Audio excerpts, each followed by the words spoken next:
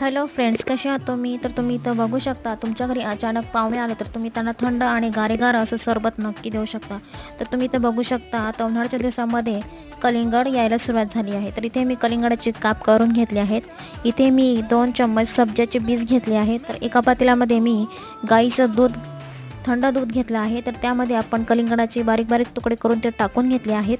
आणि इथे मी सब्जाचे जे बीज आपण भिजवून ठेवले होते ते 2 चम्मच आपण टाकून घेत आहोत. तर त्यासोबत तुम्ही इथं बघू शकता, मी इथे 2 चम्मच सब्जाचे बीज टाकून घेत आहेत.